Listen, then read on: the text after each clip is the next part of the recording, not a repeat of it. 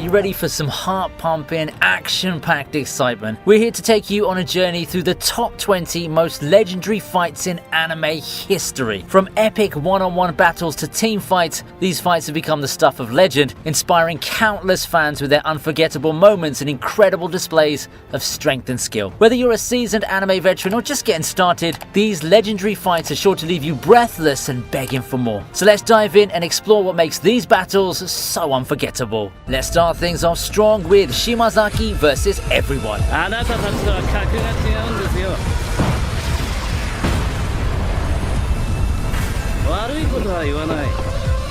諦めた方がいい。 Any discussion on Mob Psycho fills me with fond memories of the show. There's always something so amazing with every season, and all things considered, this is one of the best action anime there is if you consider the whole package. In addition to a really great plot, it's got mind-bogglingly good animation that enhances these moments way beyond the source material. There are many candidates on what I feel can be the best fight in Mob Psycho, but I've gotta hand it to the Shimazaki fight. From a technical standpoint, this is probably peak anime fighting. Just look at the camera angles, the level of animation, and a masterful presentation of perspective. It really is a fight that you can immerse yourself in and really feel that you're in it. It's things like this that truly elevate what's already a crowning moment in the story. Don't let the simplistic art style fool you. In terms of animation, this is as good as it gets.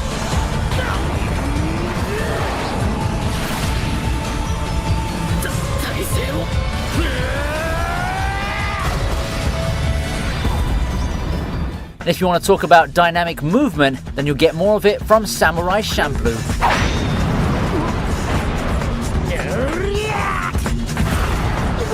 A show that's largely been forgotten in the sands of time. Samurai Champloo was a unique experiment in its day. It wasn't something I'd seen before when I watched it during college, and it certainly remains unique even till now. It feels like a homage to the more westernized aesthetic in anime that's more common than you'd think in the early 2000s. And when you combine the sword fights with hip-hop, you get beautiful displays like this. Our two leads find themselves in a fight for their lives facing Garia, the hand of God in this scene. I largely praise the fight for its excellence in presenting the signature Samurai Champloo flair with its choreography, but I've also got to give some props to how it emphasizes our two leads' philosophies and emotions in it. As I've said a couple of times before, battles and how people approach them are some of the best ways of showing character. It's one of the keys of storytelling, and this is a textbook example of showing style and contrast concerning our three combatants.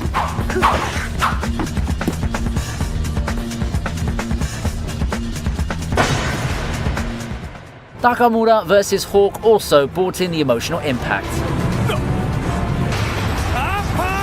I think it's about time we add some physical brawling into the mix, don't you think so? And what better way to do it than with a fight from Hajime no Ippo. Takamura versus Hawk is by far my favourite fight in the entire series, and I don't think you need any help to find out why. It's got the whole big fight feel, the whole unstoppable force meets a movable object vibe, and it more than delivered. For an anime about boxing, it's only fitting that it emphasises the grit, the intensity, the insane grind being in the ring for several rounds entails. Takamura versus Hawk has all of those in spades and more, with me being so immersed that each blow, each heavy punch that was given ample emphasis got me really hyped. When it was all said and done, we just witnessed one of the best fights a combat sport anime could give us. It's all about the emotion and just letting everything sink in, and this one's a winner in that regard.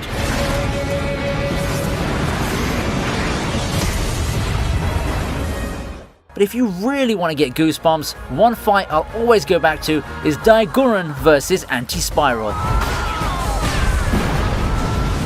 You can use many words to describe TTGL Gurren Lagann, aka Trigger's masterpiece. Its status may be debatable with the studio's impressive library, but I think that in terms of legacy, the show does top it. It also has a magical way of being so inspirational, yet so heart-pounding in its key moments. The fight is cool, but what makes it so good is the talking. That's right, that's what I said. The talking. The exchange between Daiguren and the Anti-Spirals is nothing short of uplifting, if I do say so. There's something that really strikes me with shows that are inherently human-centric, those that believe in the power of humanity to strive and overcome even fate, and this fight just epitomizes that theme. Bonus points for the opening song playing throughout the final exchange too. I love it when shows do that, especially with a song as good as Sarairo Days. I really love Gurren Lagann for the battles, but more importantly, the numerous inspirational and empowering themes it has littered throughout its narrative.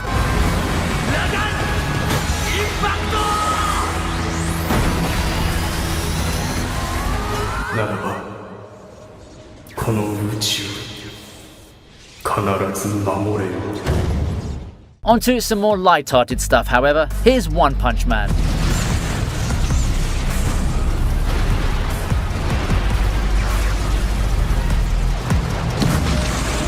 Apart from a few dramatic moments, One Punch Man really is more of a light-hearted show. It's a parody, and that's the exact point of it. The whole over-the-top, overpowered hero thing really took off round about this time, and it's a formula to success. But have you seen Saitama get serious? Well, now you do, because in an effort to shake up the formula a little bit, you have this fight with Boros. To their credit, they did try. Boros was sold as someone who could finally be a threat to Saitama, and it worked. For a little while, I suppose. The alien leader actually survived a couple of Saitama's punches, even if his body parts paid the price for it. While Saitama's famed to be able to defeat anyone with just one punch, you gotta wonder what would happen if perhaps there did exist someone with defenses that could prevent them from being one-shotted while throwing bombs in return. At least until Saitama unleashes serious punch and completely obliterates Boros. And it's back to the status quo we go after that. But still, this fight remains one of the best displays of planetary level destruction, and as one of the big One Punch Man fans back in its heyday, the fight is nothing short of glorious.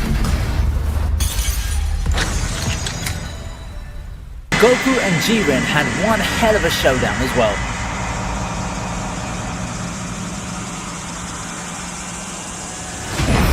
When it comes to Dragon Ball, we've had a lot of encounters to remember. The franchise being as old as it is and with such a legacy gave us a lot of fights that could have a place on this list. However, I'd like to give a bit more focus on Super this time, with it being a bit less popular yet just as spectacular. Honestly, I wasn't sure if it was a good idea to revive Dragon Ball in the 2010s with Super, but realistically without Super, we wouldn't have got some amazing movies, and this fight right here. Full-powered Ultra Instinct Goku was one of the best highlights of Super as a whole. Seeing Goku and Jiren duke it out in an unprecedented scale of destruction was a treat for Dragon Ball fans everywhere. Seeing these kinds of cataclysmic fights with modern art and animation really made fans, both new ones and the classic 90s kids, hyped for a whole lot more. Is this peak Dragon Ball Super? Well, with so many other good moments on its resume, that is debatable, but it is sure one of the best fights it had to offer.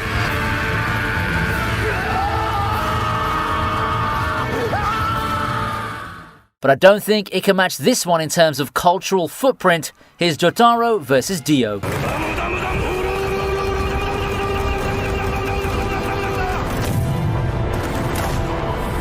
Fight that spawned 1,000 memes. Jotaro vs Dio is the fight that most people, even non-JoJo fans, know the series for. Taking a look at it with a detached point of view, however, shows that this was an awesome fight in its own right. Even without taking note of the cultural impact, this is an awesome fight that lived up to all the expectations for a climactic fight. It's a long time coming, and seeing Jotaro and Dio finally get into it at full force really made Stardust Crusaders a favourite amongst the many JoJo series. It's also interesting that while a lot of the JoJo fights ended up being creative, this one lived with the concept of the rule of cool primarily. The most iconic fight, and it's one where the writers just seemingly threw stuff out and showed off whatever seemed the coolest. And by God, it works so well. A lot of that has to do with how much of a masterclass this fight was in terms of sound direction. You can tell the voice actors had so much fun and energy during this scene and bringing it to life for us all to enjoy.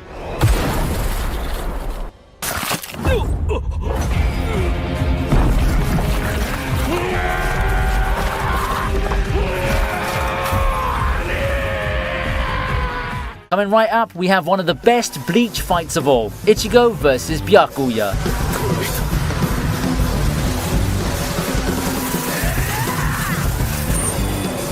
What makes Ichigo vs Byakuya special? Well, certainly not the power level, as these two were nowhere near the overpowered monstrosities that the Bleach universe had like Aizen and Yamamoto. The animation wasn't turning heads back in the 2000s. Still, I feel that this fight is the best Bleach fight had to offer due to the whole setup and the progression of the fight. It had so many emotional stakes, and even now, it showed how good Bleach can be with the power levels just toned down a little. All you need to do is build up the fight properly and make it a great payoff, all while creating a great back and and forth between our plucky protagonist and a seemingly unbeatable obstacle. This is the fight where Byakuya first found himself in real trouble, and Ichigo always seemed to have another ace up his sleeve to counter whatever the opponent had to throw at him. And this actually felt natural and earned, in contrast to the shonen special of people randomly whipping out counters until one guy runs out and loses. As a standalone fight, Ichigo vs Byakuya is pretty plain, even if it's really good, being practically the final battle of an arc. Taken with context, it's peak Bleach, the fight that caps off the franchise's best arc.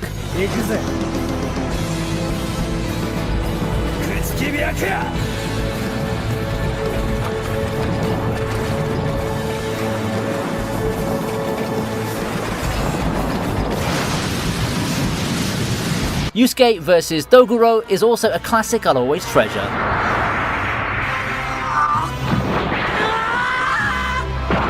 Yes, I intentionally put this right after Bleach, considering how similar the two are to each other. However, one thing Bleach doesn't have is a tournament arc, one where this next fight took place, which puts Yusuke against Doguro in our protagonist's best fight to date. The whole tournament had so many unforgettable fights, but this clash is what everyone was waiting for. Yusuke taking on Doguro and all his power. We're used to the saying a David versus Goliath fight, but this fight is where that saying gets taken literally and to ridiculous proportions too. It's the climax of the tournament that we all deserve. For one, there was a real sense of danger here, as Yusuke looked really outmatched, and then there's the whole implication of this fight and how it relates to both Yusuke and Doguro's goals and philosophies. This is a great way to wrap up Doguro's storyline that was started with his backstory and his eventual goal that pushed him to become the monster that he is. Great storybook ending with this one.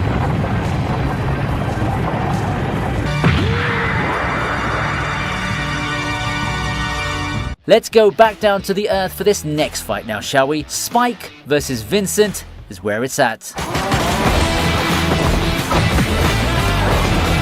With most of the previous fights featuring supernatural powers and all, I think it's about time we go to something a little bit more grounded. And this Cowboy Bebop fight is the right mix of grounded yet thrilling. It captures the magic of classic Hollywood fights, combining physical brawling and a bit of gunfire. It's all exciting to watch unfold. Cowboy Bebop really was a treasure of its time, and while I wouldn't claim that this fight encapsulates everything that I love about the show, it's a good showcase of a very important part of the show. The action sequences in the show are fire, and the characters all had this unique charisma and energy that improved the atmosphere of their conflicts.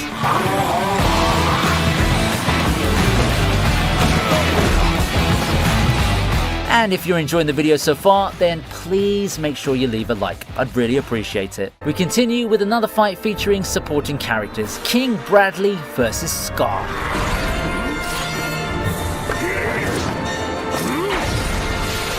FMA is not exactly an anime known best for its fights. I mean, don't get me wrong, it's got some great action, but when people think of FMA, it's the themes and the characters people gravitate to, not the fights. But I argue that some of the best moments of the show involve completing character arcs and showing the conclusion of journeys through its fights, almost all which have meaning. The one that stands out to me the most though is King Bradley vs Scar. Both are really strong characters as far as development's concerned, and after letting us get a glimpse of their pasts and their journeys to get to the final act of brotherhood, I did find it poetic that it's these two who duke it out for King Bradley's last dance. It's a fight where both combatants gave and lost it all, with both expected and unexpected turns. Coming in, I wondered how Scar would overcome King Bradley's overpowered abilities, and I was pleased with the way things developed.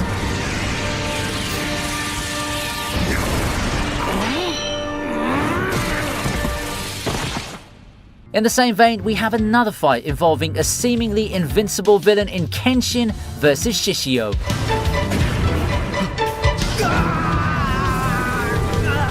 Not to say that Shishio's skill in swordsmanship holds a candle to the insane clairvoyant abilities King Bradley had, but in the same vein, this sadistic swordsman is the Kenshin universe's strongest villain. Taking Hiko out of the picture, he has no peer in one-on-one combat, and for someone like Kenshin, who already handicapped himself in the battle with his oath never to kill, that's a ruthless villain that's impossible to overcome on paper. It's those kinds of setups that make fights like these so exciting. You never know what's going to happen entering it, and true to expectations, the fight had a lot of twists to continue keeping things interesting. You have people joining the fight one after another, revelations involving Shishio, and some legitimate heartbreaking moments that further solidify both Kenshin's resolve and Shishio's cruelty. It's a fight that took me on an emotional ride, and it's something you only experience by watching Rurouni Kenshin's Kyoto arc.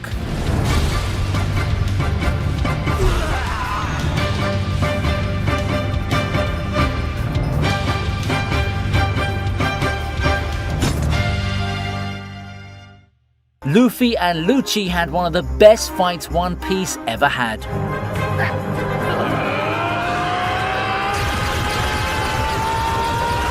I've noticed that it's been a while since I talked about Luffy versus Lucci, and that's a shame really. I was too focused on getting pumped up with all the recent content with Kaido, or the stuff that people will remember like Ace and Whitebeard moments, that I felt like I overlooked what I felt was a really great battle. Well, that changes today. For Luffy versus Lucci is yet another of the great fights One Piece gave us, and it's largely to do with the thematic value to it. It's a very meaningful fight that exemplifies the clashing of two drastically different worldviews. It really helped push forth One Piece's overall theme of pushing forward the value of freedom and the willingness to put everything on the line. The fight itself is great with some tense moments, but I really love this fight for the symbolic value behind it. It also showed Lucci that the type of opponent he had to be scared of isn't the strongest one, but the one with the firmest heart.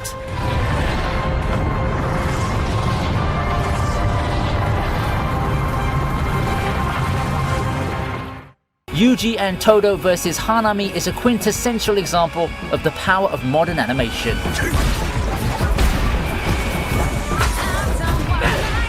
If you needed even more reason to respect the hard work our animators do, the way they painstakingly bring to life some of the biggest moments in the manga we enjoy, well, here's something for you to feast your eyes on. There's a lot to like about this fight. I've repeatedly featured this fight and focused more on the chemistry between Yuji and Todo, as well as how this fight illustrated their growing bond and trust in one another. Now, I still stand by those words, but I'd also give the central spotlight on just how great the animation for this fight is. Jujutsu Kaisen has had a lot of mind-blowing moments gifted to us by MAPPA and the hard-working staff, but this one takes the cake when you look at just how much love and work went into the fight choreography. It just doesn't hit as hard in manga form, right? But with the fight choreography done by the guys at MAPPA, this has quickly become the clash to remember if we're talking Jujutsu Kaisen.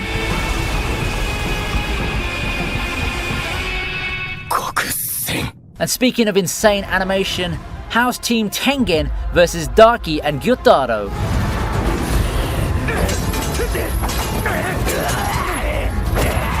I'm sure that everyone knows that when it comes to fight animation and production values, few can beat Ufotable's best. Heck, it's because of this type of animation that Demon Slayer rose to fame, exploding into popularity well into its run. Sure, the animation and the overall atmosphere of the Rui fight is insane, but it just felt like it was lacking in a lot of things. For example, emotional stakes, or the chance to let those involved show off the best of their abilities and play off each other. That, however, gets taken care of in the climactic battle in the Red Light District arc. On paper, this is an overly long fight, but it never felt that way when you're watching it. It also manages to get everyone involved, and rightfully so, because unlike with Rui, the heroes are dealing with upper moon demons this time. There's also the thing with way higher stakes, because now it's not just an isolated forest incident, but one where the lives of so many are at stake, and with strong enemies that the heroes can't just brute force their way through, it does add another dimension of suspense. You just can't wait to see how the heroes get to solve the puzzle of defeating the two, and just when you think they've got it, more complications arise.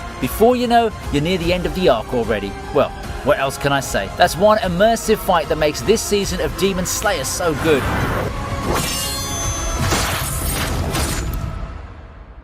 Luo Lang vs Nanashi is a great way to wrap up an outstanding movie. Not a lot of people who know Sword of the Stranger these days, but it's one of the anime movies I feel has definitely stood the test of time. Just looking at it, it doesn't seem like something that the modern anime fans would likely gravitate to on a whim, but the whole hour and a half watching the movie is definitely worth the time. It's got some jaw-dropping sequences, awesome plot and setting, and the rightful dose of violence for the genre of movie. And it also had something that I really look up to highly in anime: a sense of conclusion, a nice way to wrap everything up, both narratively and philosophically. Sword of the Stranger does just that, and gives us this epic battle along with it. Nanashi and Luo Lang's fight in the film's finale really is one of the best fights in anime movie history, if we're talking from a pure sword fighting perspective. Great back and forth and a somber yet pumping atmosphere to get everyone in the mood makes this an excellent climax.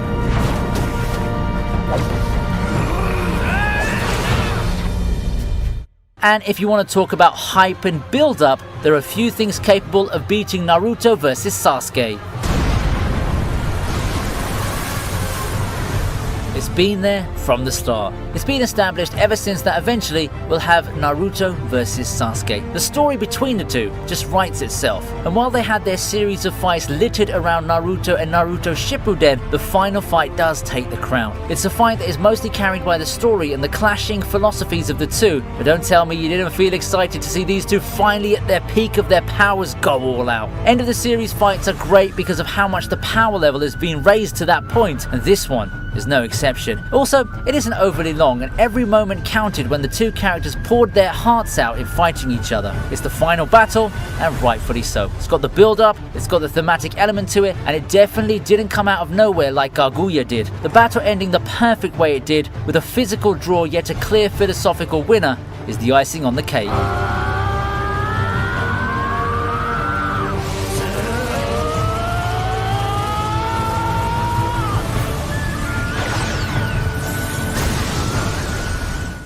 We're not quite done with storied rivalries yet, as here comes Gintoki versus Takasugi.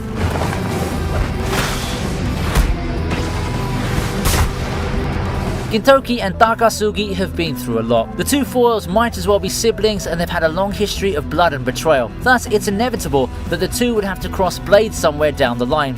Somewhere like episode 304, where the two of them collide to decide things once and for all. What I love about this fight is that it's long, but filled with background content. Takasugi and Gintoki have a relationship that's simply full of intrigue, and it was all laid out in this fight as it should be. That helped increase the emotional gravity of the battle, and along with how the two fought their hearts out, it's that makes it such an immersive fight. The fighting is good, but it's the story that really pushed this fight up a notch. The shared dialogue between the two was the tipping point. This is one of my favourite hero-rival dynamics right here, and it's a great farewell to Takasugi before he temporarily leaves the story.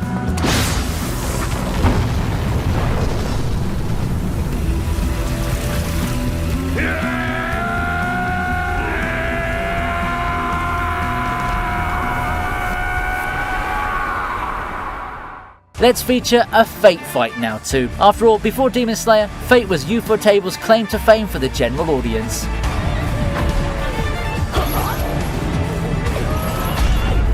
Saber and Ryder didn't have a storied rivalry, but the sheer insanity of the animation makes this a noteworthy fight. Ufotable always brought their A game in their big productions, and the theatrical adaptation of Heaven's Feel, the final mainline Fate route that came out in anime form, was just the perfect place for them to bring out their prowess. The fight's just all sorts of wild, with the movement, the environmental destruction, the attack effects and the like.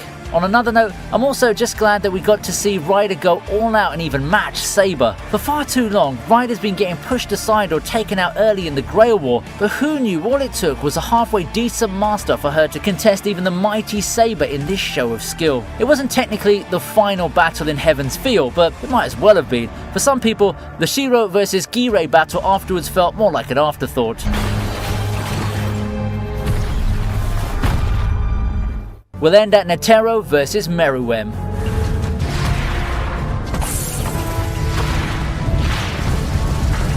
And here we have two of the strongest characters in the series taking on each other in a fight to death. Netero and Meruem's fight remains one of my favourite mentor fights. I think it paved the perfect way for Netero to go, pushed Meruem up the ranks in terms of reputation, and overall created a major moment for fans to remember. I think the fight brings a lot to the table besides the actual action. For one, you've got the roles being switched here, as Meruem actually acts more heroic in this fight, looking for dialogue instead of destruction. On one hand, some can point to Netero's role as a villain, while the others say that it's not all justified due to how much is at stake against the Chimera Ants. It's not something you see every day from a shonen, and that kind of writing is why I love Hunter x Hunter so much. As for the action itself, well, it's also a fight where everything had to be precise for Netero, and it's also the first and last time you see him push to the point of doing what he had to do and pull a noble sacrifice. It's one of the best fights of all time. でもって対象を優しく包み込み